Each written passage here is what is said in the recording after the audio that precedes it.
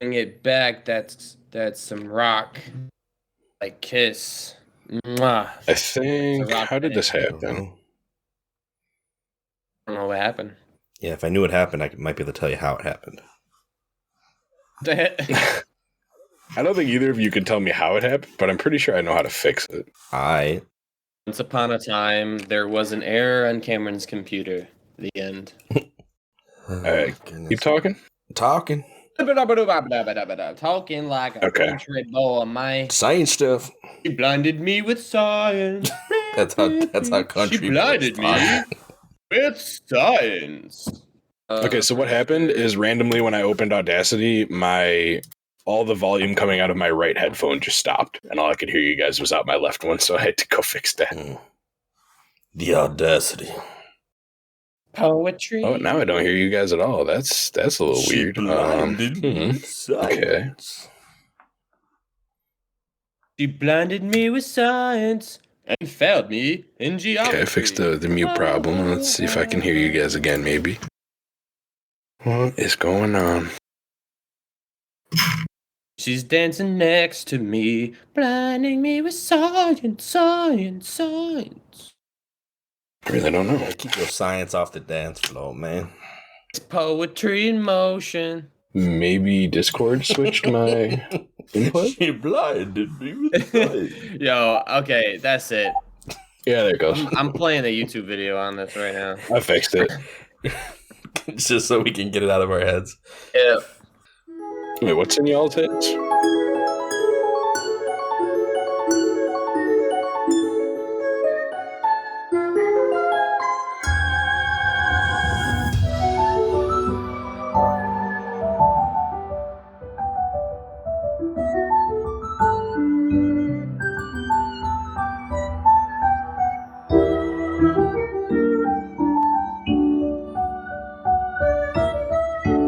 Welcome to A4NB4Y, the Zelda podcast that's currently covering Skyward Sword. Last time we went through the water dragon's chambers of giant... The cistern. We were in the cistern. That's the word I was looking for. The toilet. The big old toilet Link gets flushed out. And now we're going to the next one, which you'd think is the volcano, but maybe you're wrong, because I was. I'm Cameron Hagee. I played this until 4:30 in the morning last night. And these are my co-hosts. I'm Ryan Fonzie, and I'm a piece of tofu. Hey. And my name is Tony, and I'm about to give you the best review on Assassin's Creed 4 Black Flag. That's a good one. It's not what our podcast is about. What's your review? There might be pirates later. Do you not get the joke? Yeah, but you said you were gonna give us a review. Oh, well, the review's coming in the next 2 hours for our listeners. I said I was about to give it to them. I get it. I was just disappointed because I thought you were gonna do like a 10 out of 10. Would sail again. That'd be spoiling things. I thought it would have been a Wind Waker joke. Although, if I did have to rate this section of the game, I'd say 10 out of 10. I did 9 point. There was one thing I didn't like, 9.6. Oh yeah, there's for sure some stuff. There's some stuff that goes down in this section. Got some good news for you guys though. Oh. We are like about halfway through the game. Nice. We made it. We're here. And I know you might be thinking, but Ryan, I already sank like 25 hours into this game. How could we only be halfway? And to that I say, yeah. Because there's some stuff's coming up. Oh, goodness. It doesn't feel like it. Feels like we've been playing this game for years. But it's a good thing. This is the best part. I love this. This section's the best. It is. Yeah, you know, I was thinking about it. There's actually one thing I didn't like about this section, too. Mm-hmm. Well, I mean, come on. I don't even think it's going to be the same thing, though. It's more just like a minor disappointment. Yeah. The game does some setups to nothing in a couple spots, but it's really about the journey on this one, guys. Yeah. So, I guess when we left off, we just talked to the dragon. We got our flame. We extended our sword. We're big boys. Now, Fee pops out, tells us we got to go back to the giant thundercloud and go back to the goddess song tower and get a new song. And yeah. So we do that. We go all the way over there. We go inside. We learn the next song, which is on, I don't know, I mean, something to do with Nehru's wisdom. Yeah, there you go. And Fee does the same dance that she did for Aurora's Courage, which is weird because it's not the same kind of tune at all, and her dance moves didn't actually match up to the song this time. Budget. Well, budget, I guess so. Yeah, they're just like, yeah, just use the same cutscene. We'll just change some of the colors and change. It'll be a blue flame this time. They'll know. But we get it. We learn it. Link is pretty good at just learning these songs because like this wasn't even like she sing along and you just kind of strum and then suddenly he's like picking away like his harp is a banjo or something. Link is like dancing up the wall. I'm like, Link, there's no way you just know this song. Link is like the fictional version of the dude. The who? Come on now. You know this one, right? Yeah, I know. We were just watching the other day. He's a guy that goes on Omegle and basically can listen to any song and be able to play it on the guitar really, really, really well, even if he's never done it before. So Link is basically him. The goddess is somehow magically transferring data via blue flame or something they have in that world, and Link just knows. I think it's a parlor trick. I think it's like, hey, so this one, I know like it's already named, so you'd think it was already written, but it's not. We're gonna teach Link like 4 notes, and then whatever he decides to play after that is what the song is. So he learns it, but really he's writing it. That works too. Right? I don't know. I like it. Basically, the goddess tower is just one giant, like, MP3 recorder, and it's, like, starts recording when Link takes out his thing. Like, yep, that's the one. You got it. I got it in one. It's gonna be a hit. And Link's just sitting there like, yeah. You gotta make sure that you know and you remember that recording because we're about to play the same recording to get to the Silent Realm. So if you don't forget the recording, Link, because you can't get in the Silent Realm without it. Yeah. It's really easy on the player when all you gotta remember is, swipe left and right. It's a harp. Yeah, well, alright. So I didn't actually know where to go this time. So when we go back to Lanayru, back out to the desert, I was like, oh, maybe it's probably by the, the Temple of Time or something, and that was like way off. It was actually not there at all. I thought that too. I got lucky when I was going through the desert the first time, and like I noticed it right when you were what's the thing called? The sundial, I guess you can call it. I know when I was passing the sundial, the big clock turner thing.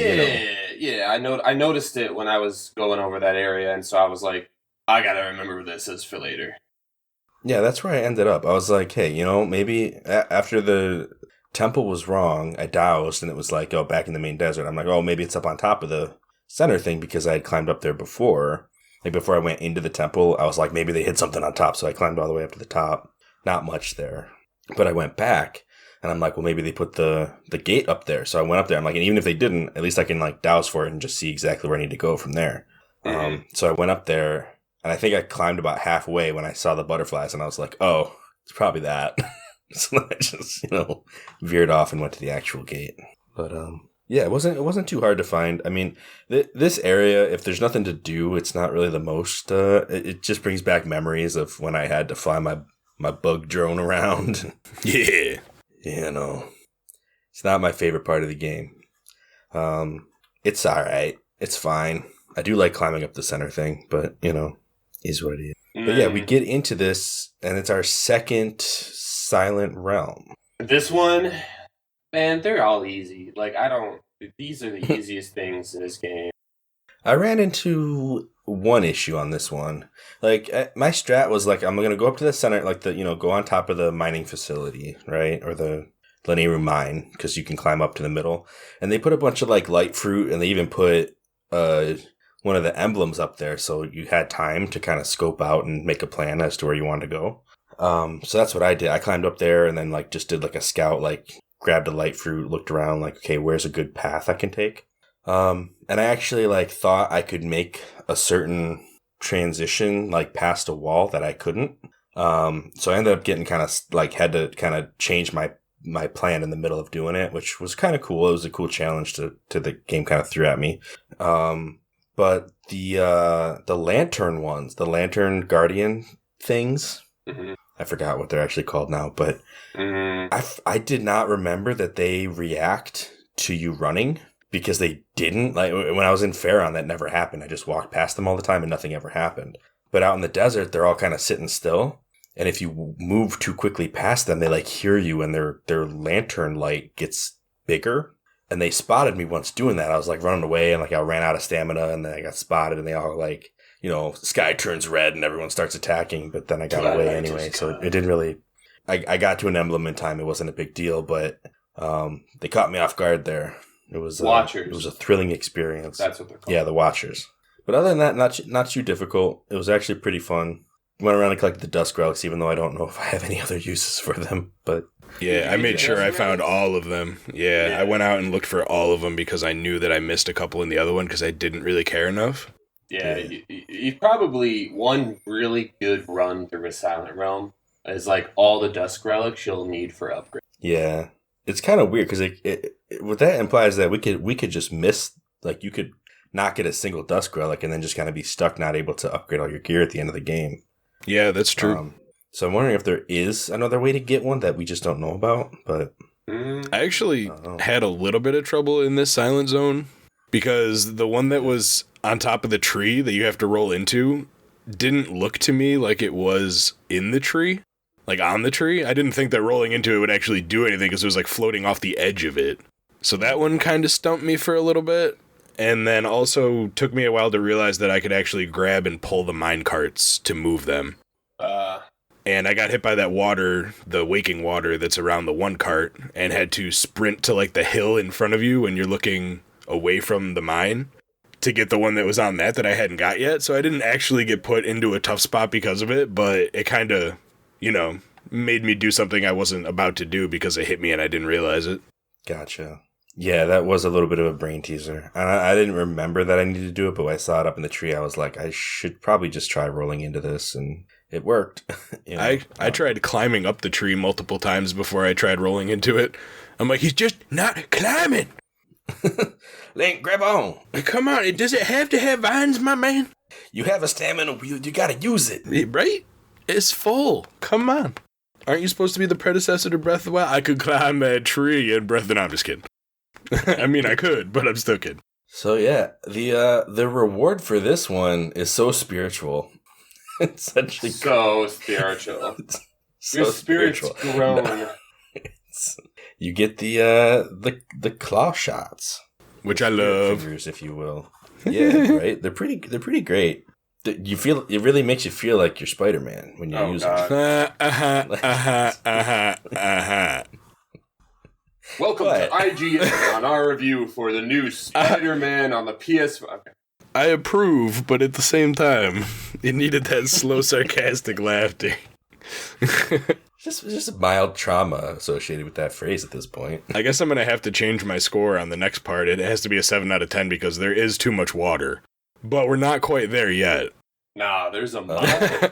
There's a whole cave and a mine and stuff, man. We go through these caves.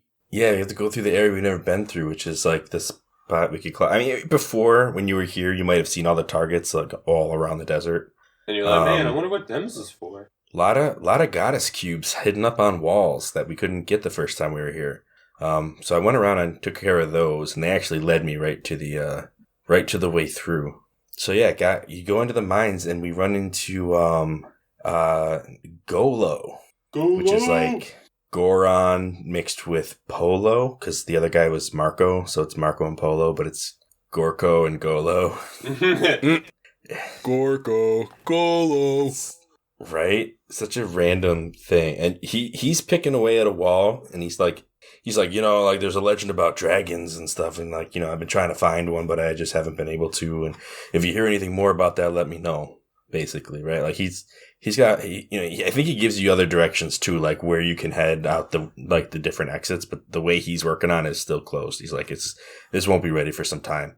Kind of like the Majora's Mask carpenter dude who's trying to pick his way over to the ranch, Mm-hmm.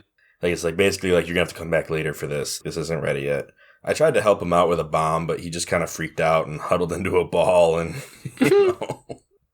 It exploded. He was fine. He's a Goron. He could handle it. But he turns around and he's like, bro, if I was any other race, gosh, and goes to start hitting the wall again.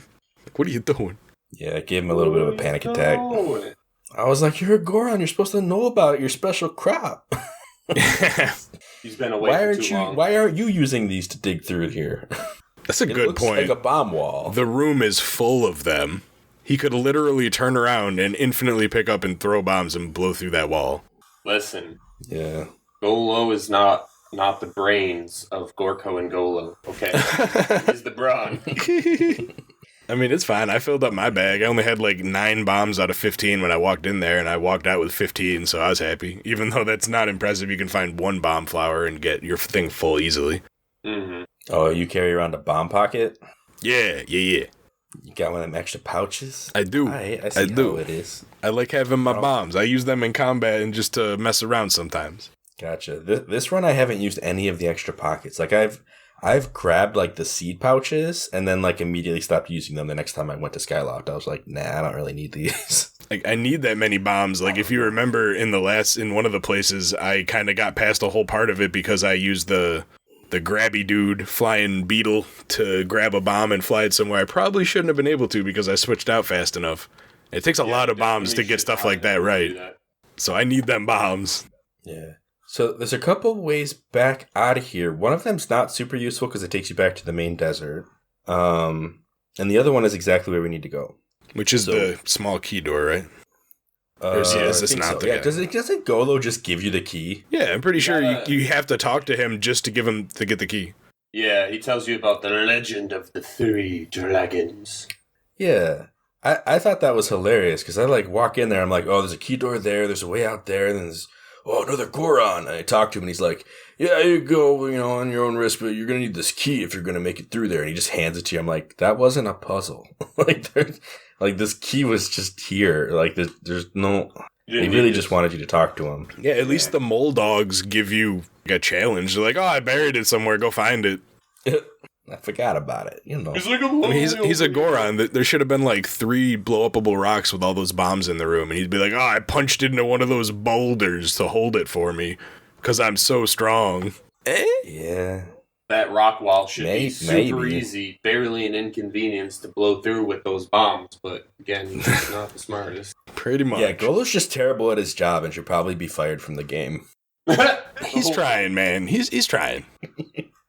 He puts up a whole contraption of a locked door just so he could talk to somebody for 5 minutes.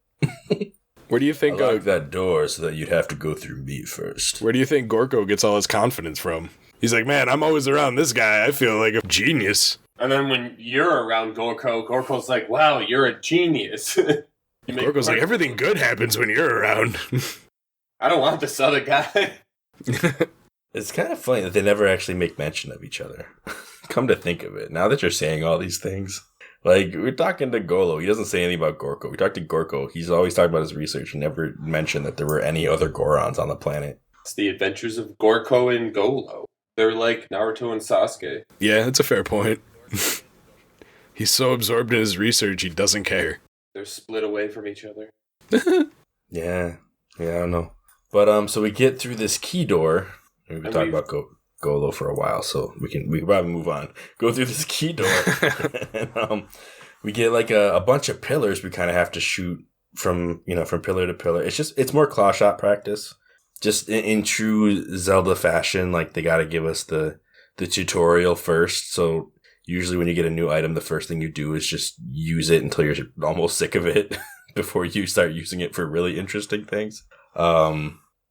So yeah, I mean, we kind of like shoot from pillar to pillar until we get across to what is like it's basically like, right now it's everything's dusty and old, but if we know anything about this area, it's that things like that can change. But it's a shipyard. It's got like all these storage containers. Some of them have Aincho graffiti on them, which is pretty cool. Yeah, you remember the Ainchos? Mm-hmm. Yeah, there's graffiti on, and there's actually a Yeah, go ahead. No, I was gonna say. Oh, I mean, you probably were gonna talk about it, but if you head over to the right, past the boxes, there's a nice little goddess cube that you can stroke over there.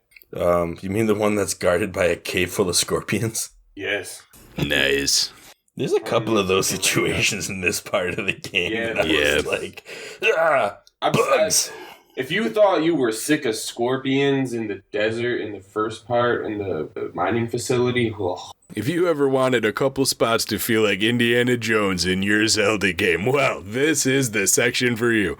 Yeah, there's we do that. We walk through the shipyard, and the only real place to go from there is the dock. And at the dock, there is a time shift crystal and an ancho that's broken down. And so you strike the time shift stone that's on the boat that's chilling there.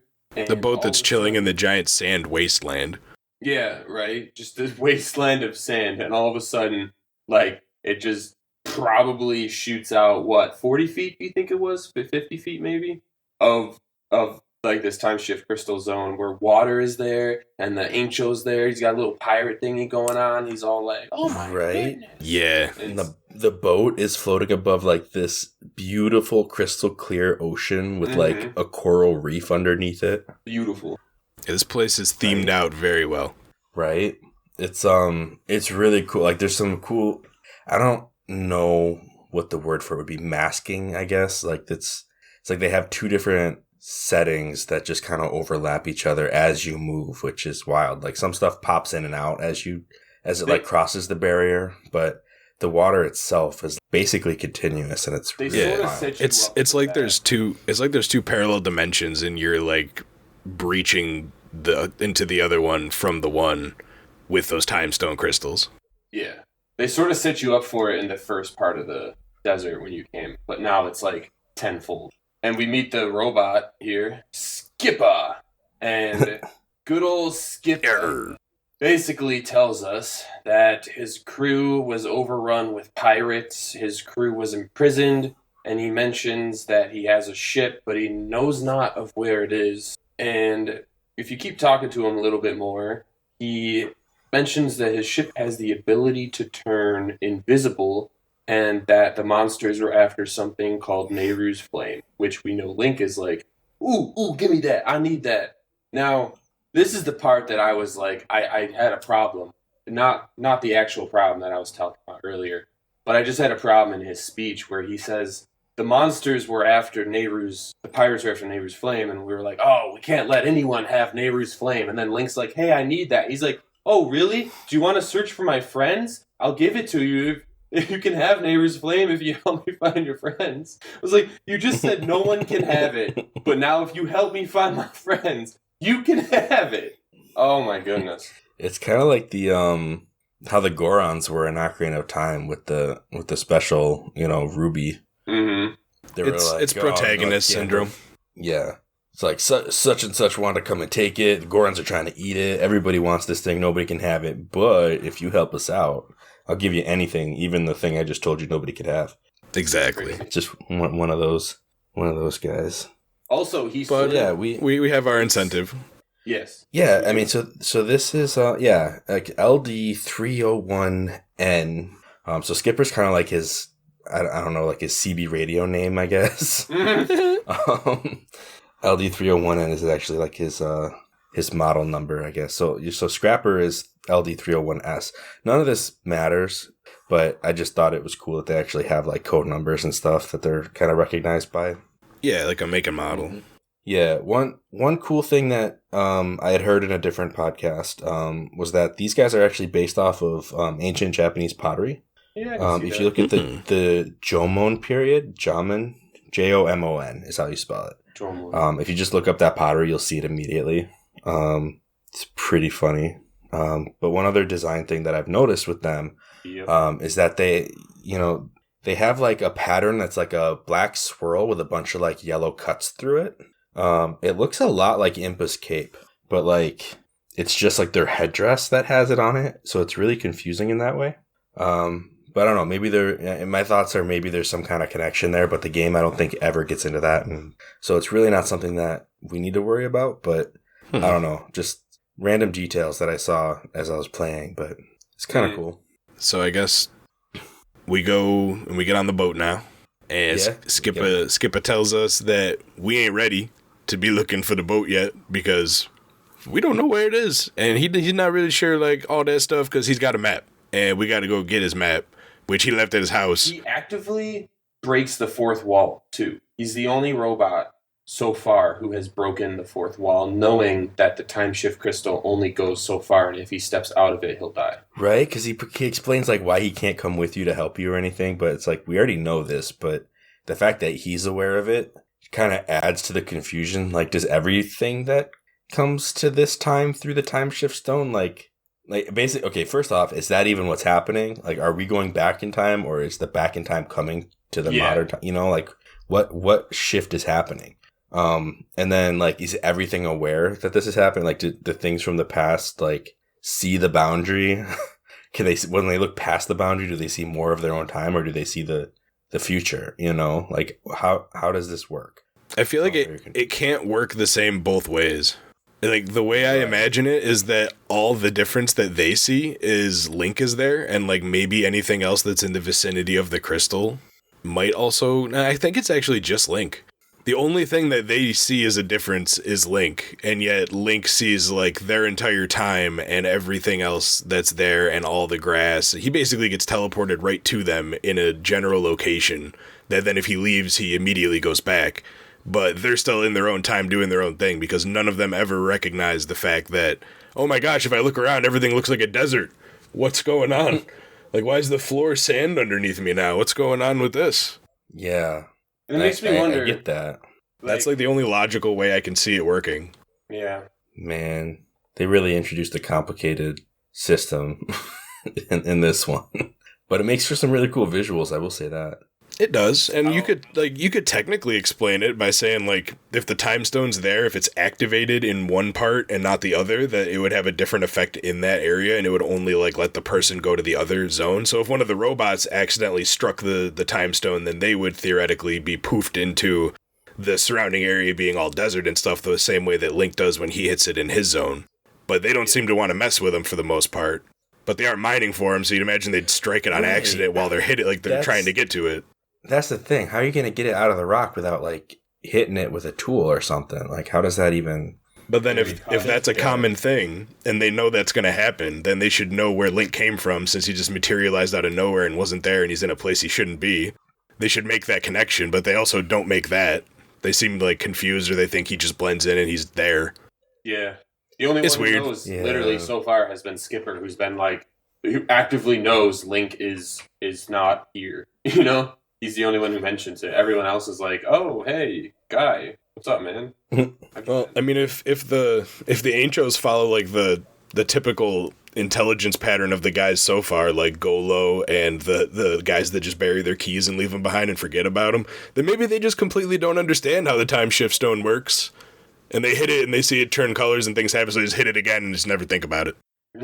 Yeah. True. I mean, getting down to it, I mean, they are robots, so, like, it might just be the way they're programmed. They just don't really register that kind of detail and care about it. Like, they probably all have specific goals that they're after that, you know, anything else is just kind of a distraction or extra information, you know? Like how Scrapper... Yeah, but some of them have sentience.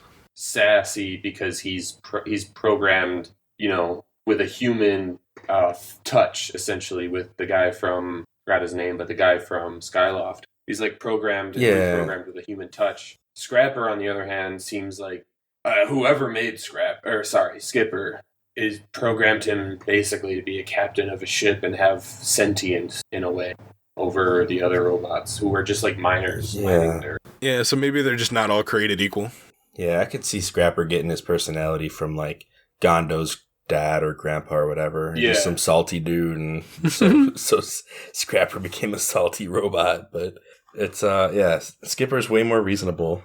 But I don't know, like, you know, like, one of the lore bits here is that, you know, they had it was like his ship and his crew were defending the sacred flame on the ship. So it kind of just makes you think, like, okay, why have a team of robots doing that? And I think, you know, it's a sacred flame, so, like, there's probably some thought of, you know, like, they're part of a defense system. Like, they just didn't want something that could be corrupted or be, you know, convinced to give up the flame for whatever reason. So they set up a bunch of robots because, like, well, they're going to do their job and they're just going to keep doing their job. and they're not going to be swayed by good versus evil. Like, that doesn't matter to them. They're robots. Just do what they're supposed to do. So they will remain loyal. Right. I mean, they're going to do their job. They didn't count on, like, other robots, though. So I don't. The whole thing. There's a whole sci-fi adventure ahead of us. Yeah. But we got to go get that map. How do we like Black Flag? Fun game, right? It's great. Yeah, you make your way through a bunch of like these random islands, and every once in a while, one of them has like a whole group of bokoblins on it that really can't do a whole lot because normally they get blown up before they even see you. If you're got a trigger finger like I do on the cannon, man, like I just I was speed running. I had a target. I was just destroying stuff as I went. I was like, I'm willing to bet if I go by, you ain't gonna hit me with your shots. They don't really. They don't. Pretty bad. The spumes are a little bit better, but even they have trouble hitting you. So some of them I just ran right over. Oh, I didn't know you could run over them. Yeah, you can hit them with your boat. Yeah, did you guys see the area of spumes that there was probably 20 spumes in like a circle? And yeah. You just see little like monster clouds float into the sky, little monster souls. It was hilarious. I was actually a complete pacifist on the boat. I didn't kill a single of any enemy on the entire map. I didn't run over them. I went past all of them and also didn't get hit a single time. I was just like, I don't have time to deal with y'all. Once I get by you, you will literally disappear, so why should I care? And I just kept going. Go back to your own time. I'm out of here. Yeah, pretty much. You don't want to be here. I don't want you to be here. I'm getting out of here. Yeah. No, I'm a big Wind Waker fan. The fact that they gave me a cannon, I'm like, I'm going to use it. It's going to be fun, I'm sure. And it was fun. But yeah, we get over to the island where Skipper is from, or where he lives. Yeah, Skipper's Retreat. He's got like an entire system of like cliffs and these towered rocks that lead to his whole house. And it's like, from what I understand, there's an entire crew that like work this ship. None of the other ones got houses. Skipper's the only one who had a retreat. Well, he is the captain. But it's a big old sky flying adventure where we have to fight phoenixes and attach to pea hats and do all these crazy acrobatics to get up to his hut. And get so high up that when you try to drop down, Link just won't, and he'll fall into a pit even though you're gonna like fall onto land. Mm. Yeah. I mean, there was one jump that I specifically made to get to either a treasure chest or a goddess cube or something. That was like from pretty high up, and the game let me do it because I think it might have even been off of either Skipper's tower or like one of the ones near it. As long as you jumped out the right spot, it actually like activated dive mode, so you could like drift in different directions. Oh, it never let me do that. Float down to the thing. Whenever I tried to jump down, it like reset me. Like I just fell and Link went. Yeah, I think it's specifically if you're jumping towards that one island. Because it's like there's like a secret there that you can only get, I think, by doing that. It's all good, like because the game has to have a lose condition. Like if you fall off the cliff, like they need to be like, all right, well, let's reset you back up here. But yeah, I mean, I don't think there's anything serious to note other than the phoenixes and stuff. Like, I mean, it's more like claw shot action for the most part until we get to Skipper's hut, and this is kind of an emotional scene. I don't know if you guys like read the notes on the wall.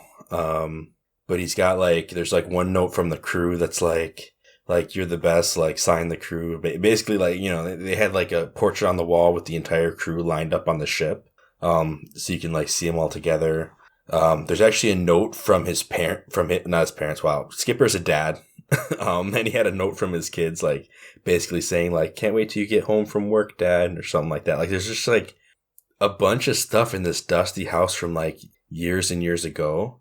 And like, from what we understand, like Skipper in his own story before we came around and hit a time shift stone, like he never just got his boat back, like he was kind of sitting there at the docks and like now we're kind of changing his past. I don't know. It's just like, to me, it kind of hit a nerve of like, wow, like this dude kind of lost everything when he lost his boat. I don't know. I mean, there's no reason why he couldn't have gone home I mean, in his own time, but it seems like he really had to sit there with the time stone, and if there's going to be any hope of that getting fixed. And, I don't know. It's a lot. There's a lot to think about. I just like the Titanic reference on the wall. That was my favorite. Oh yeah, the Ancho holding the other Ancho up in the air off the bow of the ship. Yeah, that was pretty good. I'm flying LD301 Ed. Oh, LD309C.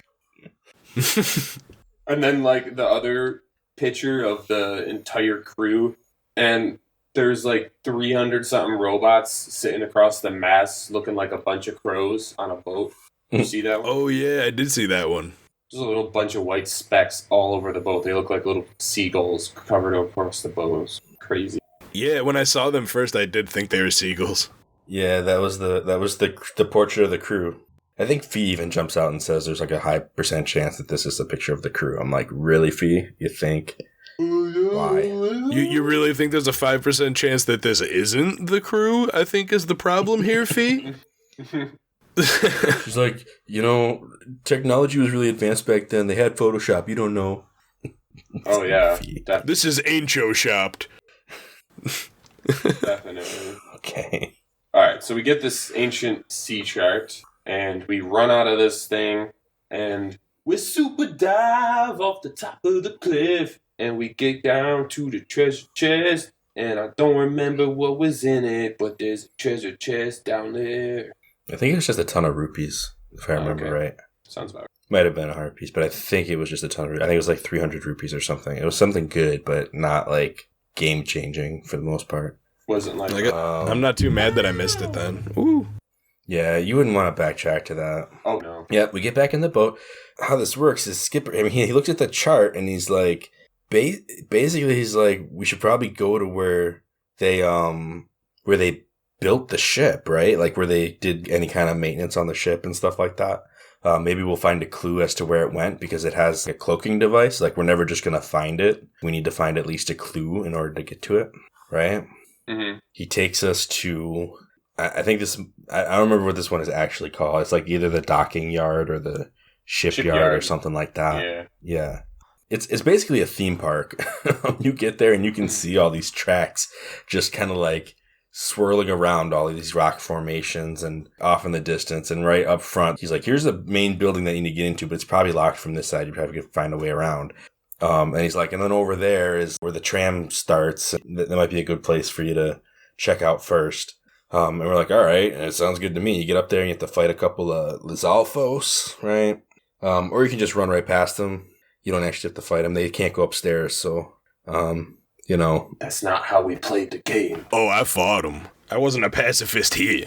I fought him the first time, but then after making the loop, when I came back, because I wanted to do more stuff on this island, I was like, nah, I don't got time for this. I'm just going to run past you guys. And I let him go. Oh, I think I know what stuff you're talking. Yeah, this island is the best. It's the best island. When I first saw this island, I thought that it looked like a broken down, dilapidated theme park, kind of, with the way everything was destroyed. Because, there's the general look of everything that's not in the time stone, and then the track around it. I was like, it looks like a really old, broken down roller coaster or something. Right? And it kind of sort of is. The Anchos, for being an advanced robot, species, they are not very into efficiency. It really seemed like they built these tracks for fun. They did not build them to get the parts to the boat in an efficient way. They literally have floating mine carts that operate on a track system that can literally go up walls and through caves and float. And yet they built a handcrafted with stability railway system. Yeah. On wheels. And not even the smoothest wheels they either. Have floating carts and they built So we get over to the train station, right? And we run into our third Goron, who is Gortram, which you might have guessed based on their naming scheme thus far is a mix between Goron and Tram. What? And he's all about it. He's like, oh man, I'd really like to start up a I think he even says like he wants to like set up some kind of shop or some kind of game, you know. He's like, I feel like we could really get these carts moving and like, you know, people would come and enjoy them, you know. I'm like, all right, Gore Tram, let's do this. So, you know, he gives you some details about how you can actually ride the tram. And, you know, for this ride, it's not really like a game or anything. It's just literally you're just supposed to ride it and get to the next station and kind of go from there. So like this is like learning how to use the tram system and also like kind of facing the challenge of the tram for the first time. Pretty good stuff. Like you got to lean into your curves, which, you know, most coasters are actually designed with tilts built in to just kind of do that for you, because obviously like you people who ride on a roller coaster cannot be responsible for like shifting the weight of the roller coaster. That would be a disaster in their lives. Yeah, but I mean it kind of goes into what people naturally do on a roller coaster anyway, because that's what you tend to do. You always lean into the curves because it makes it feel better. Fun. Yeah. So like we go on this high ride, like high octane adventure. We're just like literally grinding this cart across the rail, sparks flying everywhere, and we're like shooting past rocks and through caverns and stuff. It's like, I wish I could describe it in a way that made you feel what it was like, but I don't have those kind of words. Really makes you feel like you're playing Donkey Kong Country. Yeah. Really makes you feel like Donkey Kong. Mm-hmm. Actually, this isn't the only part of this place that makes you feel like you're playing Donkey Kong. You know what I mean? No, but it's pretty fun. I mean, we get to the end of this thing, this big old tram system, and it actually does lead right over to the to the actual like shipping dock or whatever. I don't remember what they call it. It's like the big garage that you would pull a boat into. Construction bay. The construction bay. There you go. There's the terminology we need. And the construction bay is full of like dust. And Fee's like, oh yeah, there's a pretty high chance that what we're looking for is down in there somewhere. Oh my. Right? And you're kind of like, for me, I was like, I don't really trust this Fee. I took out the bag of winds and tried to clear some of it before I even jumped down, but nothing came up. And I was like, all right, I guess we got to go down there. I'm like, I'm pretty sure a bunch of little scorpions are going to ambush me and just like jump on Link's face the second he touches down. And that's not quite what happened, but I also wasn't that far off, because we run into another 1,000-year arachnid. Moldar. Yeah, and this one's colored differently, like it's black instead of off-white, which makes it look cooler, but it fights the same way. So it was a very weird choice to me. I'm like, why did they just throw us into another Moldar pit? It really makes you think about... I thought about the lore of this place, as in like, so it takes in Araka 1,000 years to turn into a Moldar, right? And Skipper had said, or someone, I think it was Fee, said that the monsters had moved in to the shipyard, or maybe it was Skipper, but that means that it has been at least 1,000-something years since this shipyard and the robots have been commissioned in this area building boats, because it had to have taken at least 1,000 years for this Moldar to be living here. So that's a good point. It's a good little like lore bit how long it's been since that's been in operation. I guess it makes sense that the time stones go back that far, because I mean the whole ocean did turn into a sand wasteland, and I'd imagine that takes quite a few hundred years. It got the holes treatment, right? Like it's Camp Green Lake out here. Yeah, pretty much. Once upon a time, there was a magical place where it never rained. The end. Those anchos would be the perfect diggers too. When I was thinking about this section of the game, yeah, they would even be pretty good at the rapping as well. Hey, but yeah, they it kind of seemed like Nintendo was throwing a little bit of global warming, like signposting in their game for some reason. Very confusing because they don't talk about it at all. They're not like, oh yeah, you know, pollution and greenhouse gas. Like they didn't explain why the whole ocean dried up other than just time passed, and that's just happened to be what happened to the environment, you know? I don't know. You get too futuristic and you put too many greenhouse gases into the atmosphere, and that's why there's such a barrier between Skyloft and the rest of Hyrule, because all those greenhouse gases, those clouds aren't magic, that's just greenhouse gases. that's Skyloft is floating on the CO2. It's a good thing they did that. Saved the day. Smart robot. Smart robots. The goddess is like, I can use this. Mm-hmm. Yeah. So the ocean dried up. The whole reef got destroyed and got covered in sand. When I got to this, like, I played this whole section without ever stopping to go anywhere to, like, buy healing or to restore my health. I think I ended up dying twice, which just gave me, like, 6 hearts back. And this fight I went into with 2.5 hearts. Like, I was blinking when I walked in here.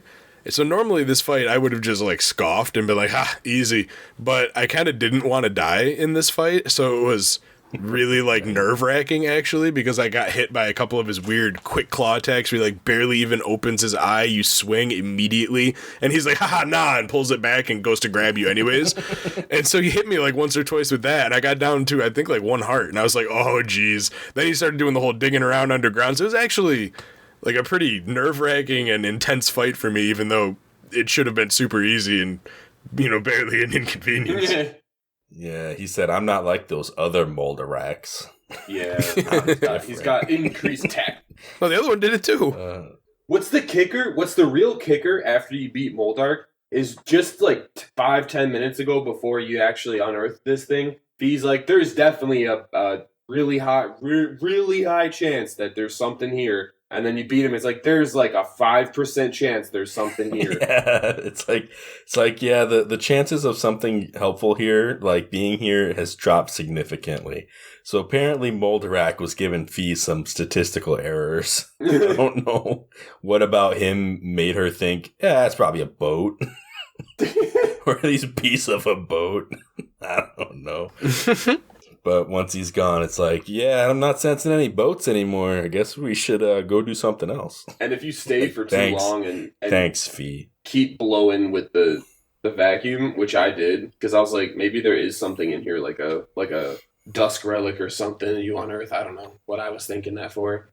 And I kept staying there, and like I was probably there for 5 minutes, and she stopped out the first time and said, Link, there's like a 5% chance there's something here. You should move on. And then I started doing it again for like the next 2 minutes, like trying to blow all the sand away.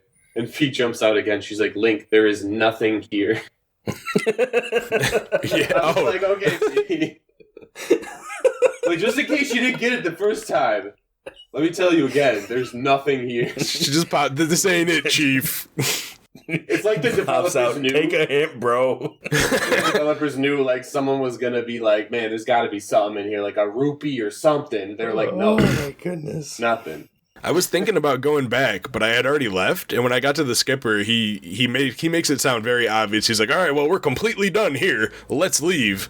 So I took that as there's probably absolutely nothing in that room, but it's funny that Fee's actually like, yo, dude, you're wasting your time. Mm-hmm. We actually had more planned for today and your journey. So, you know, tour bus is leaving. Like, I mean, someone will appreciate you cleaning, I guess, but I mean, Oh, goodness. So if you're like me, you immediately go back to Gortram instead of leaving this place. Because I didn't go back to the skipper. I mean, I might have gone and talked to the skipper, but I did not get in the boat. I was like, no, I got to go talk to my man Gortram because he's got a game for me now. And he does. He's gamified the tram already. He just needed to see that somebody could make it to the end before he was like, all right, I'm gonna start charging money for this. He's like, well, if you only fell off 3 or 4 times, it's probably safe, right? I mean, that's how many times I fell off. The first time I rode, I didn't fall off at all, but I did fall off a few other times because I was trying to like beat my highest score on speed and stuff. Like the first time I wasn't even trying to go that fast. Oh, I was trying to go fast. But that's Gortram's whole game is like, how fast can you make it through here? Can you beat the record kind of deal? And eventually I did. He's got 2 difficulty settings. One is like the start of the train, like the first section before you get to that halfway point. And then the upper difficulty is the second half, which is like, you know, the actual challenging part. Yeah. And you can beat both of them. I think if you beat the easy one, it's like 100 rupees or something like that. So not bad. You pay like maybe 10 or 20 to play. So you make a profit doing that if you need the money. But then the challenging one, it's a lot harder to beat, I will say. And if you do, you can actually, I think, get a heart piece for it. So it's definitely worth doing. But yeah, a lot of fun, a lot of tries to get through it. I found that one of the like at some point there's like a split in the track, and one of the directions is a lot faster than the other one, but I don't remember which one was the right one now. So that's a tip. If you're not even close one way, try the other way and see if it's any faster for you. But yeah, it was probably I think this one might actually take the cake from Thrill Digger, but I don't know. It just it doesn't have the longevity. Like it's just like it's like a short burst of intense fun, and then once you get the reward, you're like, all right, I don't really need to do this anymore, and then it kind of loses all of its thrill, I feel like. But for that moment, I feel like it kind of soars above the heights of mini games in this game, which is appropriate because like we never come back here, so I mean it might as well be something like that where it's just like a quick hit, and then it's like, all right, let's go do something else now. That's why it's not called Thrill Tram. Yeah, we get back to the boat. Cool. The boaty boat, the little baby boat, and Boaty Skipper boat face is. I forgot how he worded it, but he's like, "Hey, so it wasn't there, right? So maybe now we can try to go to the pirate stronghold. Maybe that's where they took the boat." It's kind of like the last resort, right? Like, yeah, he's like, "I don't really want to go there. I'll stay at the dock, but you can go in." And I'm like, "Oh, okay." Never mentioned that there was a pirate stronghold before because honestly, I didn't want to go. It wasn't even on the map yet. But looks like we have no other choice, so I guess we're gonna go. So yeah, we go and we ransack the pirate stronghold. Yeah, we do. Which was a weird, interesting kind of run. Yeah, because it's kind of set up like a maze or something, right? Like you get in there and like there's. I'm trying to remember like a gauntlet. It was basically a gauntlet to carry the orb. It was like a Greek game. How far can you carry the orb? Essentially, this mini dungeon. Yeah, because there was a bunch of puzzles where you had to like roll it across the sand or like leave it somewhere and then get across the sand to hit a switch and then come back and get it before you sink, and like basically you had to puzzle out like where did the orb actually need to be positioned for you to have the right doors open and closed at any given time. It was cool. Like I enjoyed it. I don't remember too much of it now, but because that was like the first. I play this game pretty much every Tuesday right now.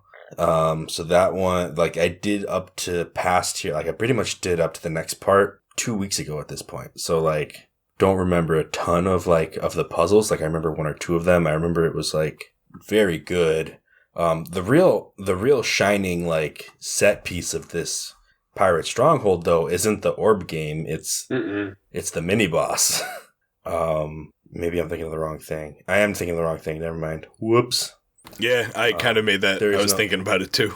Oh, there is no mini boss here. I thought there was going to be one because they give you a big hallway that reminded me of it, and I played the game before, but that mini boss doesn't actually come until the next section anyway. I thought you were talking about like the part where like you like walked on the platform and you had to jump across the platform with the orb. That was like the only interesting part for me. The rest of them were just puzzles. Yeah, puzzles and small mobs. Like there wasn't anything. Like I thought something really big and dangerous was going to be here, and nothing like that actually happened.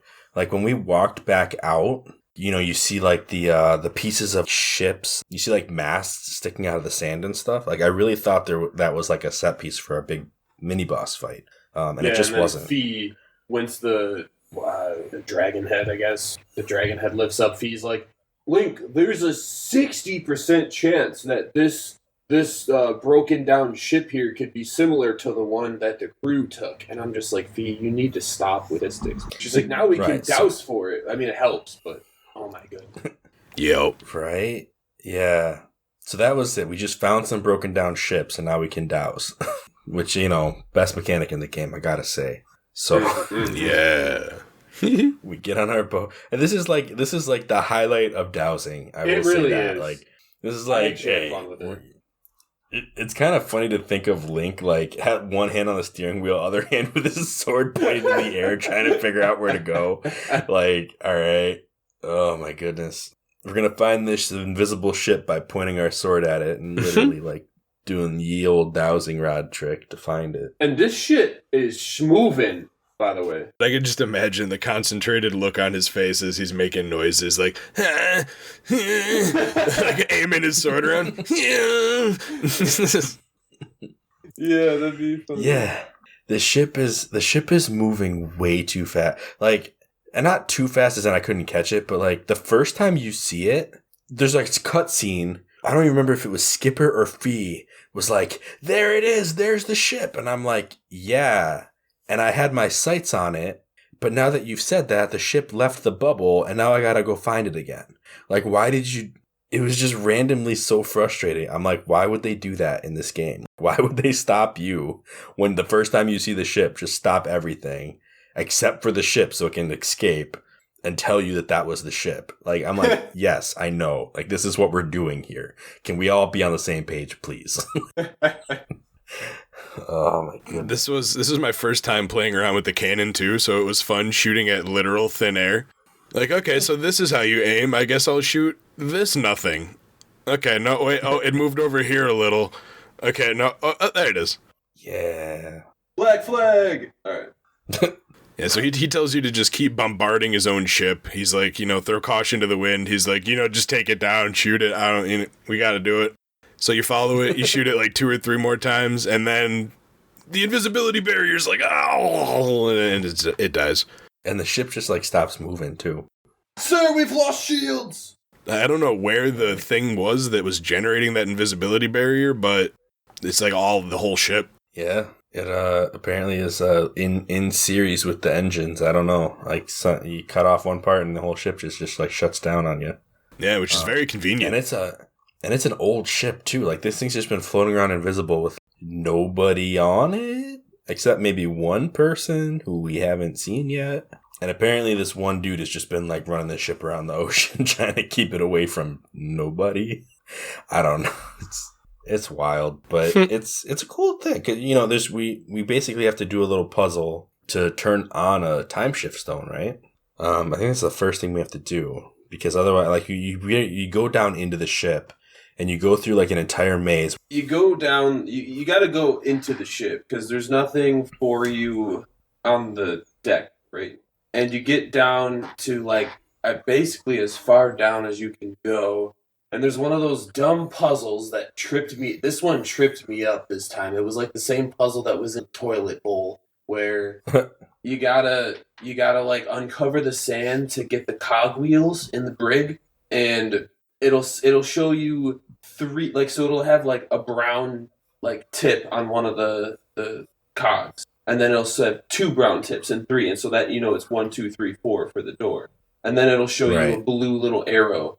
But what I didn't realize was when you look at the actual door, there's 2 cogs and the brown is at the top. I didn't realize that like you had to look at it vertically so that the brown was at the top of each of the cogs, or I guess steering wheels. Yeah, there's like the brown, it's like reddish brown color that was like kind of indicating which direction was up. Yeah, I didn't realize that, and I was like, "Why is this pattern not working? I'm doing 1, 2, 3, 4," and I didn't realize. I'm like, "Oh, okay." It made me so mad. Well, I took about like at least 10 minutes on this. I gotcha. I mean, do we get a key here? Is that what? Yep. So we did all this for 1 key. Yeah, you get a whole tour of the ship just to get a single small key, basically. I kind of went through this and just went everywhere that I could. And every time I hit a dead end, I went back and just continued on the main path until I eventually got the key. This was relatively straightforward. Later on in the ship, I got really lost, though. Yeah, you go up the stairs, so the first door you came in, at the very top, on the other side of that, there's a small key door. And you go through there and you get to the bow of the ship. And that's where you fight the guy that me and Fonz was thinking of before. Yeah, this is where that mini boss actually comes out. Servos. And he is fantastic. He's got like an electro rod that spins for no reason. And then he's got his hook and he just comes after you and you could just have a duel on the bow of the ship. It's kind of set up like it's a big kind of like bridge hallway. So it's really, you're just in a corridor. It's you and this guy in every direction, to the right or left or to the back. You could fall off. You can't really fall because there's like gates to the right and left, but if he pushes you back far enough, you'll hit an electric fence. So for him, it's off the ship. For you, it's shock. You're getting cooked. It's electrocution. Yeah. So it's like this game of like it's not tug of war. It's like the opposite of tug of war. Shovel war, maybe. I don't know. It's Shovel Knight. Yeah, you have to fight him back, push him all the way back until he's at like the very back of his corridor, and then you'll start like losing pieces, and the fence will start coming up closer to you, and it gets more and more intense until you win. So it was about 3 a.m. when I was taking this guy on. And I was like, this guy is such a pushover. I just demolished him the first 2. I think as it moves up 1 stage the first section, 1 stage the second, and then like 3 or 4 the next one. And it's like the end. You know this is the last one. Yeah. And he started like, he put his hands up. You know, he took the kid gloves off. He gave me the hands or the hook or the shovel or whatever, you know. Yeah. You get him to the back the first time and he drops his like electro rod thing, and I'm like, oh, he doesn't have a weapon now. What's he gonna do? And he just pulls out a second one. And I'm like, guy. Yeah, right. But then you how that's supposed to work. Your arm on the second time. Yeah, and the second time you destroy his arm, so then he doesn't even have the option to pull out. Even if he had another rod, he couldn't pull it out. And so he just starts using his hook alone. And for some reason, he's better at that than he was at using an actual weapon. Since I was speedrunning this game, since I had to do it in 2 hours at least, I'm not gonna lie, I did Goddess Tornado here and beat him without him even hitting. He did shield bash me, but I just went back into Goddess Tornado right after the shield bash, and he didn't get his attack off, and I had no trouble with this at all. Yeah, I mean, I'm pretty sure I took some damage, but I didn't like struggle too hard. And honestly, it's because I was shield bashing him. Like, he would come to like smack at me, and I'd be like, nah, shield bash, and then I would like just start hitting him back immediately. He's pretty slow after he attacks. Like, he has a pretty big like reset animation, so you can get in there and just hit him a bunch every time he like gets finished throwing something at you. He never even did an attack on me. I never saw an attack. Yeah, that must be nice. But this guy is like one of the coolest designs that I've ever seen in a Zelda game. Like, the fact that we're fighting a robo pirate. You know, king, he's got a it's just epic. LD0025 as his designation. LD0025, are you serious? Yeah. He's an LD model? Mm-hmm. That does not compute. What's his tag name? What's his like CB name? Does he have one? No. Oh, wait, hold on. It's not 5. It's LD002S Servo. Sorry, I thought it was a 5. It's an S. Huh. The new Scurvo 5S. I gotta look this up now. Yeah, LD002G Scurvo is what I'm finding. G as in Greg. Or Gorko. LD002G Scurvo. Where did you find G? On wiki that might be wrong. Because if you look No, up I see S, an S on somewhere else. Yeah, hold on. Why would the wikis not agree with each other? Yeah, I don't know. S makes more sense since his name starts with an S. Right. And it literally, the first wiki that says LD002G Servo says also known as LD002S Servo. What? Some of those things are silly. Okay, so the base model is G, but the S is because he's got a second sword. Slightly upgraded model, right? That's like the plus edition. It's the 2S. He's got 2 swords. He loses one, he loses it. He pulls out number 2. It's a feature. Like, actually. Come on down to Bob's Robot Emporium. we got the LDO2S feature. Ever have a robot lose his sword? Not a problem anymore. Those are the days of the past. Wacky swinging mechanical robot captain, guys. Stay tuned next year. We're going to have the 3S model. I call him the Scurvo. The Scurvo. Came up with this weird number behind it if you want to hear that too, but... Oh my goodness. But yeah, when you beat him, you get the best item in the game. Right? Oh. It's been a long time coming, man. But we get the bow, the hero's bow, right? Do they even call it that? It becomes the sacred bow, okay? Like, that's where I'm at in my game now. I got the sacred bow. I don't even remember what it used to be called. Yeah, so we get the bow, and then all of a sudden, because we beat that guy, Scurvo had a mechanism for unlocking the time stone at the top of the boat on his person somewhere, somehow. So he falls, and that just deactivates too when we get the bow. Right. So we got to turn around. We shoot that, and then there's Dungeon 2. Actually, you gotta shoot you gotta shoot a switch that points out. Right. Fee points out there's a very obvious, well, actually, very hidden switch. You'd only look up that high probably because Fee pointed it out. Yeah. I don't think I would have seen that otherwise. Switch on the mast, but it'd be very hard to hit from this angle, and that's because it's blocked by, like, another mast. And I'm like, how did you know this? So this is like the arrow or the bow tutorial to shoot this and aim and learn how that whole thing works. And then that unlocks the time stone. Now this is my problem with this part of the game. This is why I rated this part of the game a 9.6 or 7 and not a 10. Because I didn't know when you had to shoot the dang time shift stones at any specific point of what you were trying to do on this pirate ship. Because you're like going to a place and you're like, look, it's a door. And then it's like, oh, wait, just kidding. You can't do anything past this door. Oh, look, there's a grate with the sun coming out. Tell him. Better shoot your bow through. Go off. Shoot your bow through this little sewer grate. Oh, wait, there's a fan. Preach. The fan's moving. Hold on. Better shoot the time shift stone so the fan will stop. Oh, my goodness. Speed running this was insane. Yeah, it was annoying. Yeah, there was definitely a time where there's a lifeboat off the side of the ship that you can raise and lower, and there was like a lot of reps. I will say, where I like went up, hit the time shift stone, lowered it back down, went back into the ship, was like, nope, that wasn't it. Go back out, raise the thing, shoot the time shift stone, go back down. It's like, oh my goodness. It's just, and the thing is, like, off that same thing, there was another hallway with like a hole in the ceiling that I forgot about. That would have been a lot faster to do all of these things. Yeah.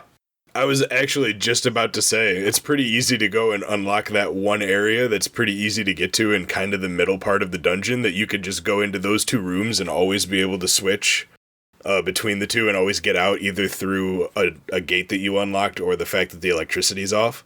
And that's the one I kept running back to. But to get running back to it all the time. Hey, wait, was this the right angle to see up through this grate? Oh, no, I better turn this way. Oh, no, that's the wrong mast thingy that I'm looking at. Oh, let's look over at this one. Oh, there it is. Yeah, that was like vertigo inducing, trying to like find the right mast. Like every time I shot it, I feel like Link was like bent backwards with his head cocked sideways, like making this shot. I'm like, all right, I guess this is just what we're doing, Link. I don't know. And every time you pull your bow out, it zooms in and like makes you get all dizzy. I'm picturing because you know how you like aim a bow with your body. I'm kind of picturing how Link is aiming almost directly upward, and if his waist is just like at a 90-degree angle while his body's like pointed up at this thing with the bow ready. Oh, goodness. Yeah. Or is he limboing really hard with his knees and supporting his body with perfect balance or something? That would be a really hard shot to make. Yeah. So eventually, with our wonderful bow powers and our great problem-solving skills, we solve this Rubik's Cube of a ship and make our way back to the brig where we free the crew, end up getting a boss key. We actually have to go through the whole engine room to get the boss key, don't we? Yeah, like Indiana Jones, or like Star Wars Episode 2 Attack of the Clones style, like running through conveyors and trying to not get smashed by the engine pistons. Yeah, there were 2 different like engine startup module things that we had to find and turn on. And they basically turned on the engine, which was just huge. Like, these pistons were like hammers. They kind of reminded me of the, like the thing that they used to call the Kraken in Pirates of the Caribbean, you know? Mm-hmm. Like, where they all, like, you know, turned this big hammer and it just made a big thud and, like, the noise is what drew it in. Like, when I saw these things, I was like, this is going to summon a Kraken. Like, what are we doing right now? Did you guys find the hidden treasure chest room in the engine room? Yes. Where it's a monster horn and then 100 rupees and then a monster horn and then 100 rupees and then a monster horn. Yeah. I think there was an evil crystal in there somewhere too. Wait. They changed that? Oh my god. What did you get? In my game, it was evil crystal, 100 rupees, evil crystal, 100 rupees, evil crystal. Oh my goodness. Well, you got a better deal then. Yeah. Because every time I was opening up Actually, I'd rather have the monster horn. I was getting these monster horns. I'm like, I don't even know what I use these for, but I got the 100 rupees. I was like, now there's some treasure. Yeah. It's just funny that it was just in a pattern like that, though. And those chests also got me up to my max of, like, I think 1,400 rupees at the moment with my wallet upgrades. That's what mine's Nice. at. So, counter question. Did you guys find the heart piece on the stern of the ship? Yeah, I did, boy. I did pirate battles on the bokoblins to get there. Nice. On the mast. Nope, I don't think I did. I got to like just about the end. I mean, not the end because the crazy stuff happens. But before we got to that part, I saw that there was a treasure chest still on my map, and like by the shape of it, it looked like there was just a hallway floating in space. And I'm like, you know what? I bet that's the back of the ship because like you can see the back of the ship from the lifeboat that I kept riding up and down. And I was like, I bet it's just back there, and I could probably just jump off if I get over there. So, I did the whole, like, climb the mast, go across all the things to get over to the stern. And when I got up there, there was no way to get, like, there was, like, it was a hook shot spot. It wasn't just a jump down kind of situation. But, you get down to the poop deck, and there's a heart piece and, like, a goddess wall down there. It's pretty cool. Yeah, and I was really mad because I drew arrows on the goddess wall, and it gave me hearts, and I'm like, excuse me? I drew a long line, and it gave me hearts. I drew the Triforce, and it gave me hearts. It's just a suggestion. The art reading is just a suggestion. Like, the goddess wall's like, what do you need? Like, well, if I may, I would like to request some fairies. It's like, oh, you must be needing some health. I got you. Don't worry. The goddess knows what you need. I don't know. One time I drew hearts and the goddess gave me rupees. She's like, go buy a potion. You expect me to do everything for you? Oh my god. That's funny though. But yeah, it was fun exploring the ship. Like, it definitely, like, the one thing I will say, like, the whole time shift puzzle part in the, I'll say the hull of the ship, but, the under the deck. It definitely had its moments of, like, where it actually, like, you stumped you a little bit. But every time I was above the ship, like, going from mast to mast, like, I was having a ball. Like, this was a really fun temple overall. How did you guys like the hallway of scorpions? Remember? Yeah. Yes. I pulled out the whip and just whipped my way down the hall. Oh my god, really? Yeah. I just you don't even need to, like... You went more indie than I thought. The whip is actually kind of magical. It homes onto things if you kind of swing in their general direction sometimes. So it's actually really useful. I was just smacking all these scorpions one by one. I looked at that hallway, I took a deep breath, and basically went, Leroy! And I just ran down the hallway. And I got, like, halfway down, and I was like, let's see what happens. And I did, like, 2 spin attacks, attacked a couple, did 2 more spin attacks, and then accidentally ran out of stamina. And then Link turned into a big version of Kirby, basically, because I had so many things on me waiting for my stamina to come back, but they didn't even hurt me a single time. But basically all you could see were Link's legs, and everything else was covered by a scorpion. And then I did another spin slash as soon as I got my stamina back and knocked all of them against the walls, and they all poofed at the same time. And it was like, yeah. He's eating all of his green pie. Get him, boys. Oh my goodness. That's hilarious. It was a good time. Yeah. So we make our way into the depths of the ship, and we get our boss key. It's like I think the squid key is what this one is called. Yeah, squid. The Squid Game carving. Wait, what? Reference? What? Huh? Oh, what? Oh, and the boss door has not been hidden from us whatsoever. It's actually been flaunted in front of us the entire dungeon. Pretty much since the first we came across. Yeah, like a minute and a half to 2 minutes after we get on the ship, if we're doing what we need to do, we find the boss door. Yeah, which I think is actually a pretty cool way to design, like, a dungeon in the game. To basically be like, here's your goal, but you gotta, like, puzzle this whole place out. It almost kind of reminds me of a Resident Evil puzzle, where, like, you generally know exactly where you have to go, but it's the finding every single piece to get every single place before you actually get the thing to get through it kind of vibe. Right, yeah. Which is probably in a bunch of other games, but it just reminded me of Resident Evil. Right. It was, I appreciated it. What I think was kind of funny was, like, we go and we use the key, and we get into that door, But then, like, inside of there, I don't remember there being a whole lot because you kind of trigger an event more than actually trigger a boss, you know? And suddenly, like, the ship is under attack. Like, the whole thing starts tilting and, like the lights are, like, flickering or going out or whatever. And then Fee's like, oh, there's, like, a 80% chance the ship's under attack. We got to get it, like, back up to the deck or whatever. And I'm like, all right. Yeah, so we have to. Super cool scene, too. Like, yeah. It reminded me of, I don't know why, but I got Call of Duty Modern Warfare vibes from the first mission when you're on the cargo ship that's, like, sinking. And you're trying to escape it, and stuff's blowing up around you. Like, I don't know why I thought of that.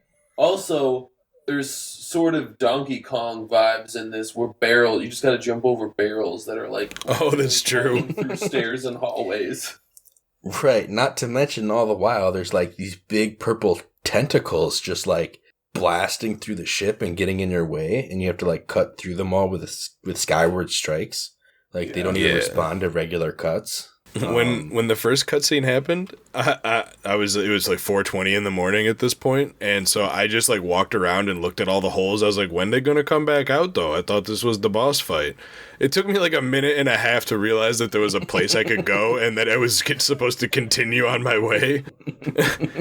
And I also got grabbed by... Aren't you gonna fight me? Yeah, like an impression of me. Like, where'd you go, bruh? And then one of the tentacles grabbed me later on, and Link just gets sucked into the wall. He's like, do you does the screen go dark and you, like, have to start back somewhere? Or? Yeah, it sets you back at, like, the last checkpoint, which is generally like a staircase. That is traumatizing. I'm so glad that didn't happen to me. Yeah, it's just because he's even. You have to imagine that it's underwater outside the ship, right? But the yell continues even after he's out of the hole. So I'm sitting here kind of laughing at that. It's like, and thus the surface was doomed. Yeah. Just the hero got ripped through a ship wall. I don't know what to tell you. Yeah, pretty much. Looks like we gotta find a different guy. I don't know how he's gonna get the sword back. Hey, Bruce, you're up, bro. You're up. Gotta go dive in. Take your shot, man. You like water? You like water?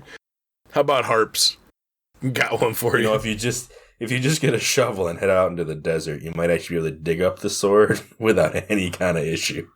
That might be a better option than, like, doing the time shift stone thing at this point. But yeah, I mean, he's got enough elbow grease to do it based on the things he's been building. So this is the problem.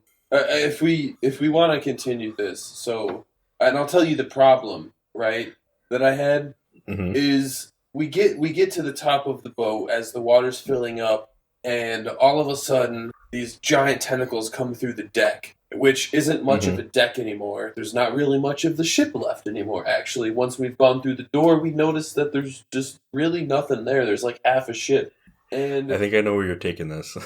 And I agree. Okay, so the Abyssal Leviathan Tantalus makes himself known. He's like, and it's all stormy. And now my problem with this is we just spent, like, you know, however long it took you to get through this, shooting and unshooting the dang time shift crystal. Where was the time shift crystal when this guy was here? Couldn't we just have shot it? I mean, it covered a huge, huge distance. If you actually looked at the distance out that this time shift stone covered in the desert, it was probably 2 football fields, or at least a football field. So couldn't Link have, like, spotted, you know, the mass where this time shift crystal was and been like, oh, look, shook, and then the Tantalus is like, ah! It was like a mouthful of sand. Like, come on. Maybe it was underwear. Maybe Tantalus ate it. Let me just eat this thing right here. You don't need that. Yeah, because it was active, so it was all shiny. He's like, ooh. Yeah, it's basically like a big old angler fish that you're riding on in your boat. Yeah, right. You know, and Tantalus was about it. It was like, yep, I will eat that glowy bug for sure. And this fight was, like, he shows himself, and then he's like, I'm going to go for a swim, and then he kind of disappears. And then all of a sudden... Can I just jump in before we get too far into this fight? Right before we get out of the ship to find Tantalus, Fee jumps out and is like, I'm sensing a huge, like, dark evil presence beyond this door. There's, like, a super high chance that the source of all these tentacles and the attack on the ship is like on the other side of the door. So before you go out there, make sure that you're all prepared and ready to go. And I was like, what? Like, how am I going to prepare myself to go through this door? Like, we're standing in the middle of a sunken ship. I got like 10 feet of space to walk left or right. There's nowhere to go. I can't just pop up to Skyloft and like do some shopping and come back. Like, that's not an option, Fee. Maybe if you had the amiibo, possibly. Goodness. You could have right there. It was just funny because she just stops everything. I'm about to go out. Like, I've literally been cutting down the tentacles and dodging barrels and making my way through this sinking ship. It's like getting destroyed as we go. And I'm getting ready to fight this, like, whatever it is that's coming to get us. And like, stop right at the door. And Fee's like, hey, just so you know, it's probably the monster. I'm like, yeah, Fee. I was kind of banking on that. Just like, so just make sure you're ready before you go out there. Yeah, like, thanks. Come to think of it, I'm used to Fee's stupid stuff by now, so that didn't really strike me as odd. But what did is that she was like, hey, make sure you make any preparations you need to make before you go out there. And I stopped. I literally panned my camera around the entire room and was like, where is there an option for me to leave? What do you mean prepare? There's not even a thing for me to break to get a heart back. The bird statue is literally underwater right now. Oh, goodness. Yeah, with the amiibo, you definitely probably could have... Actually, I mean, that is in the middle of a thing. That would be weird. I wish I would have tried it. She said the same thing on the Wii, though, when there was no amiibo. Like, I don't know. It's folly. Like, it was just such a random thing for her to do. Bee has been very informational up until this part of the game. And she just makes the dumbest statistical calculations and observations. Yeah, she kind of straight annoying, though. It's like, hey, make sure that you have any preparations, like, prepare. I'm like, yeah, okay. Like, you want to go look for another ship part over at the Molder Rack? Like, hey, come on. You've been batting pretty low today. I think you need to just give it a break. Just stop. Oh, and wait till we get... There's something else she does after the boss fight I gotta talk about, but let's stick with the boss fight. I want to see, like, sarcastic Link in, like, a YouTube video where he's like, oh, yeah, actually, I'm a little tired. I think I'll just go take a nap, and he walks over to the corner and just, like, lays down. Ship is sinking. He's like, oh, no, this is fine. This is all right. Kraken can wait. We're good. I'm good here. Cracks the cold one. Maybe not that, Well, I haven't had my drink today. You're going a little too... Come on. I mean, it is out there. 95% chance. I mean, it's pretty good. I mean, it's a pretty thick door, Fee. I think we're all good. Just wait here for a minute. I'm sure it'll be fine. Haven't seen a tentacle in a while. I think it stopped. It's probably bored. There's nothing really here for it anyway. Oh, jeez. Oh, goodness. So we go out, and we do fight Tantalus. And honestly, guys, I'm just going to throw it out there. I didn't do any other prep work. I don't know. Nope. Maybe that was rash of me to do, but I just went out. No, I kind of just walked through that door. We disappointing Fee. It's like, oh, you really should have prepared more. Link, just sits down, just takes a whetstone out, and just starts sharpening the goddess sword. Oh my god. Okay, so tentacles, right? Tentacles are popping out of the deck. And we gotta avoid them, and then cut them down. Yeah. Cut them down. You're basically just running with scissors, right? Like, Link's just running around with his sword up in the air. Like, getting the power and then just cutting. Like, that's what it looked like for me anyway. Like, it was basically E-Man Simulator. Yeah. Run until I was charged, throw one cut at a tentacle, and then keep it moving. Just go back into running and charging mode. Yep, exactly. Because if you stood still, you get smacked by a tentacle. Like, they had pretty good aim if you weren't moving. Yeah. And I did get grabbed twice even when I was moving. Yeah.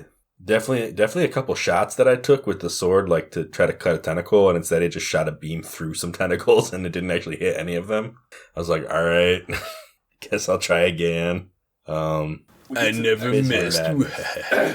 But once you cut a few of them down, Tantalus reveals herself for real. It's Medusa Kraken. So But get this. When you press down, you know how you can press down when locked onto a monster, and Fee will give you some sort of like... Oh no, not Fee again. So get this. This is what Fee says when you get more battle info for Tentalis. My analysis shows that by repelling a number of its aggressive tentacles, the beast will reveal itself. There is a 99% probability that the tentacles that attacked you on the ship, Master, can be attributed to Tentalis. I theorize that using a sacred power will be most effective means of repelling the tentacles.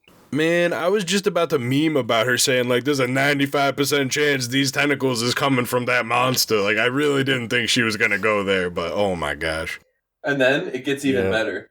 Results from my analysis confirm that its tentacles can be severed with a well-aimed skyward strike. I theorize that the creature's eye is its weak point, but the probability that you can actually hit the eye with a skyward sword strike is approximately 0%. Instead, I recommending using a long-range weapon. My gosh. Spell it out, why don't you? Do you want to hold my hand? They might as well have just put like a bubble that had the YouTube video of how to beat it, like right there when the game came out. Like, hey, you want to just watch how someone else did it real quick? Yeah, this is how you do it. Jeez. So here's the speedrun method, and here's right. Here's a place you can stand where you won't get hit. Like, but did you ever really cut 3 in a row with one skyward strike? Like, are you really a speedrunner? When I did this, I wanted to see what would happen. Because it was around like 9:40 when I got to this fight. I wanted to see what would happen. I was like, I got a little bit of extra time. So when you shoot her face and her head comes down and all the tentacles come up, I just didn't bother going for the eye with the sword yet. I just striked all the tentacles on her head. And like, so the third time that I did that and she came up from underwater after the whole tentacle game on the deck, dude, she just comes up and like a bunch of blackened tentacles are like flying around. Oh my god, it was hilarious. Yeah, you can give it a pretty severe head cut. Or haircut, I should say. Well, I guess it would be a head cut too, because you don't know. You just reminded me, Mayo. I saved a video while I was playing this section because I cut off one of the tentacles and then it like got gravity whipped all the way to the other wall that I cut it. And then I turned around for some reason and it whipped past me. Like the gravity that was attracting it just started coming from that wall and then it just started wiggling and dancing up the wall and then like disappeared. What? It was the weirdest. It just lost all physics and ragdolled around the room, and I hit the save button fast enough, and I got it on my Switch. That's funny. I wonder if it's supposed to do that, because you when you cut them off, they do clear out. Like whenever you cut off one of the tentacles from her hair, like the tentacles do disappear, like but they get off screen first. So I wonder if they like fly. They're programmed to shoot in different directions. This was while I was still inside the ship before we left and actually started the real boss fight. So I was inside the ship. I cut one of the tentacles. I think it was one of the ones that came out and just blocked your path horizontally. And then I turned around and then I watched it whip to the wall and just up the wall. That's so funny. It's so weird. All right. So we get through this first phase where, like, you cut her hair away and then you shoot her in the eye and, like make sure you go through the cycle 2 or 3 times, right? And then, she just, decided that Tentalis decides that they've had enough, right? So they just destroy the ship altogether. A box comes down from, I don't even know if it's the bow of the ship or the stern of the ship. I can't tell which part of the ship we're on anymore. Yeah, no. But, the upper part. But yeah, a box comes falling down, giving you a step up to the next section. And it was at this point where I got distracted by something, and Link just fell off the ship and like died, and then I had to start back. It just kind of like puts you back up and puts the box back and everything, and it's like, all right, try again. But it's the same section where like all that's happening is the ship is tilting. I don't know. It was a silly transition. But that time I just ran up the box, went up onto the next platform. And then you got to fight Tentalis while they actively attack you with the tentacles that are coming from its hair, I guess. Yeah. Yo, and they're like triggered by you swinging the sword. Like you swing the sword and they like come up to meet the blade.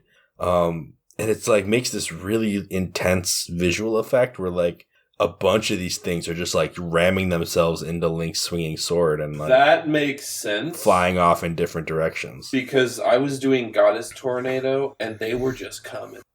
Yeah. They knocked me off the ship like 3 times. Oh my goodness. Because one or two of them will just like come up immediately and just attack you like pretty quickly. But once you slash, like another one comes up immediately, like when you slash. So if you just cut back and forth really fast, it's just like snake pasta flying in different directions. It's ridiculous looking. I got knocked off in the beginning from them, and then it was like, nope. And then I did Goddess Tornadoes, were like trying to come at. She just kind of got bored of that, I guess. She's like, oh, okay, enough of that. And then opens her eye. Right. So you shoot the eye a few more times, and that's pretty much all you got to do, if I remember right.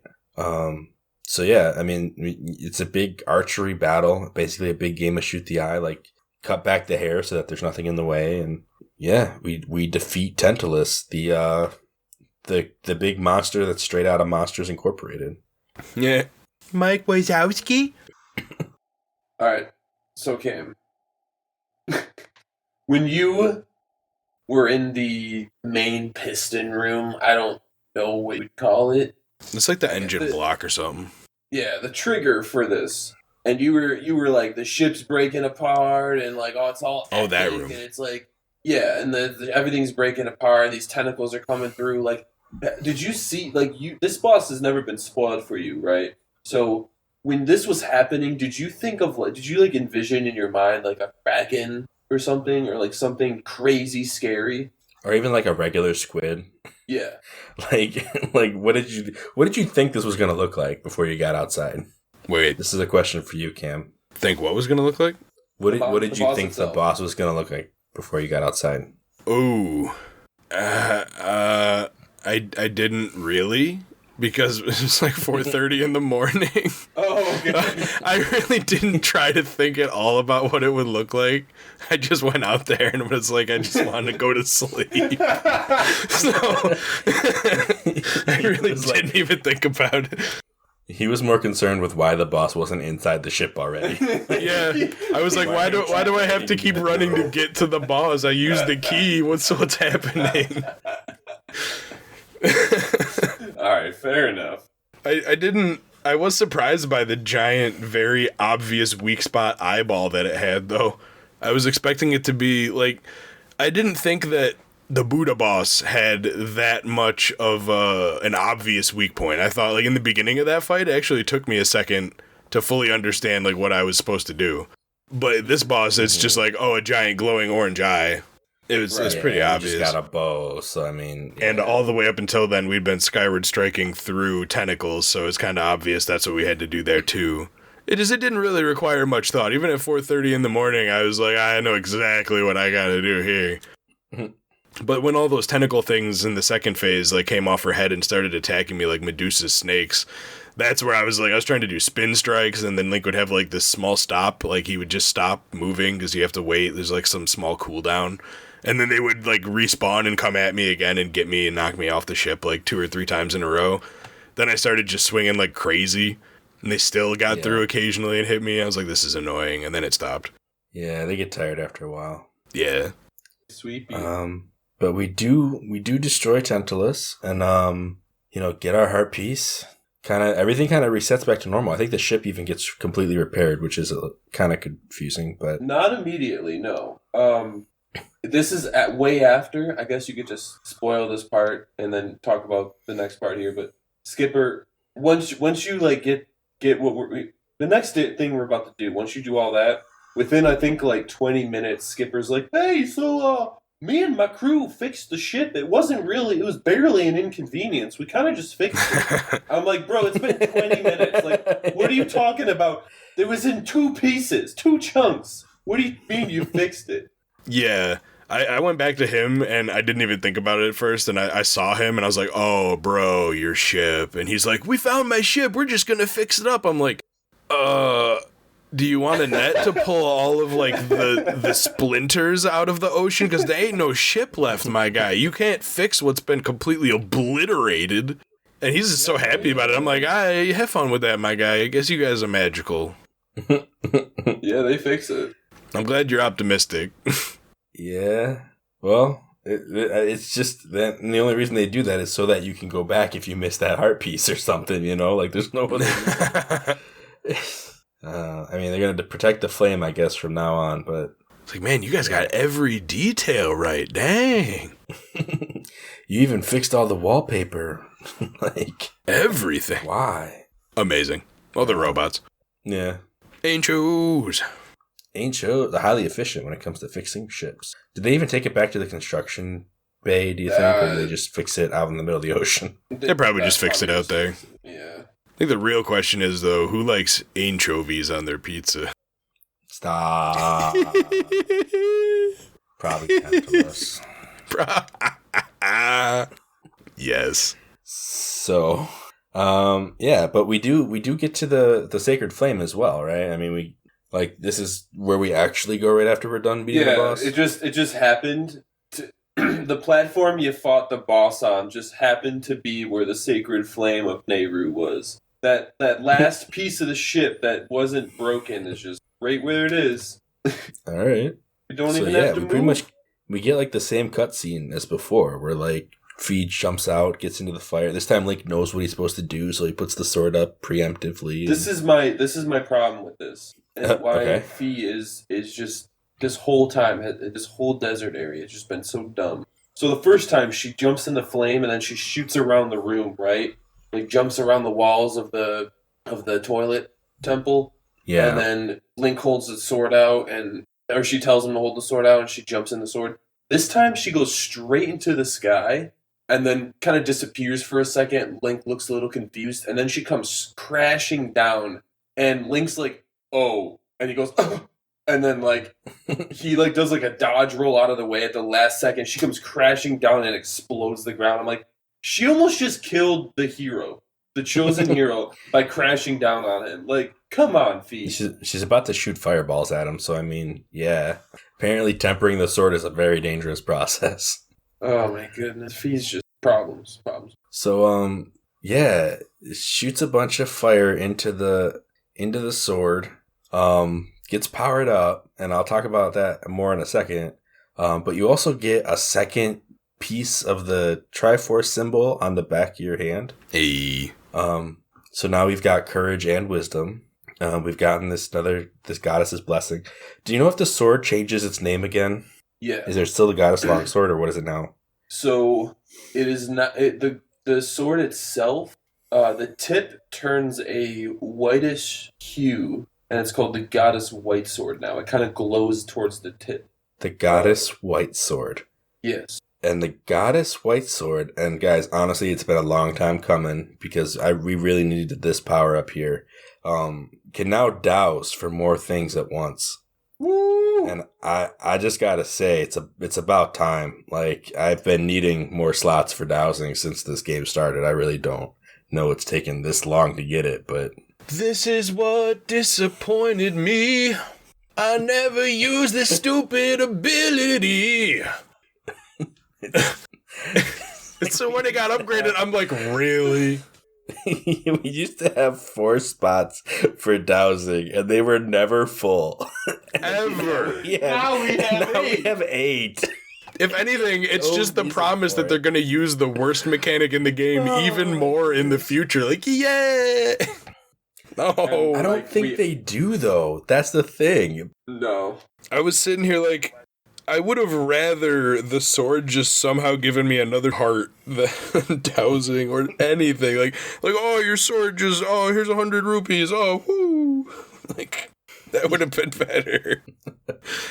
The scabbard is a little cooler looking now. I would have even rather had that.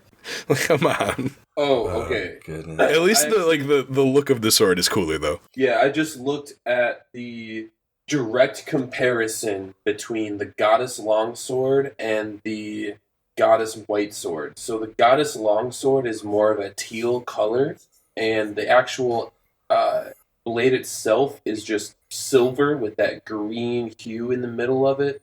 In the goddess white sword, the tealish tone actually gets very, very light and starts turning into a blue. And the whole sword itself is more of like a bluish white now instead of a That's the changes. And there's also like a green chunk that appears in the middle of the sword too, right? Like a green centerpiece. Green chunk, yeah, that gets deeper. Yeah, I didn't even notice that it was there at all in the regular longsword. But it becomes like, it's just like, hey, you want to just throw a really big old emerald in the middle of your sword, kind of? Let's do it.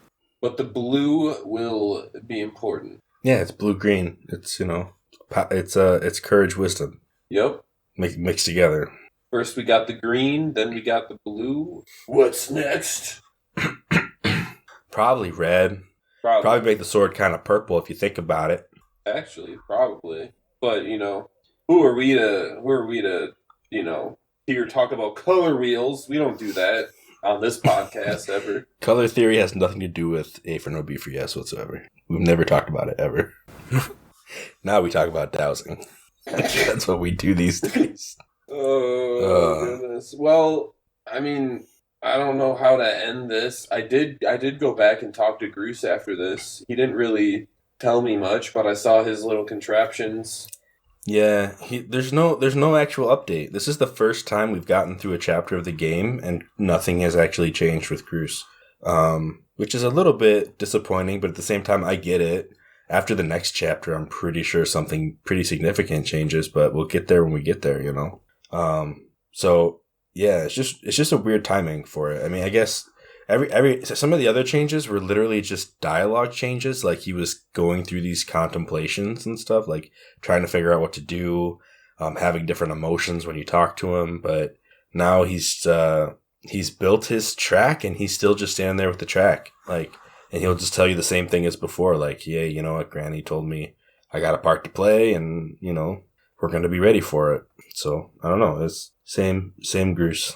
But, yeah, I mean, now is a good time to, well, for me anyway, it was to go, I had all the resources I need except for some tumbleweeds to upgrade the bow to the spirit bow. Sacred bow. And so I did that. Now I have the sacred bow. And I'm excited because the next chapter, I'm pretty sure, is pretty bow intensive. And having the sacred bow is going to make it pretty fun. And you can buy the quiver at the sketchy salesman. Yeah, I don't know if I'll even do that. I might. I mean, I do like arrows more than most other items in this game. But yeah, that was our chapter. So, yeah, next time, this episode is scheduled to air on November 15th. After that, the next one would be the Monday after Thanksgiving, and we're actually going to be delaying a week. So if you're following along with us, you have an extra week because there's a holiday coming up. And that should kind of get us on a good schedule to not hit Christmas either. So we should be able to keep doing our bi-weekly thing. Just, we just didn't want to hit every holiday with editing audio. So for that purpose, we are going to delay a week. I'm sorry if that's going to mess up, your listenership with us. We do appreciate that you come and hear us, that you listen to our crazy takes on this game. But, yeah, we're going to be a little bit late with the next episode. But otherwise, we hope to hear you. We hope that you join us for the next one, where we'll be covering up to the next Sacred Flame, the last of the three. And, yeah, catch us on our social medias, reach out to us, A4NB4Y@gmail.com. All the links will be in the descriptions like they always are.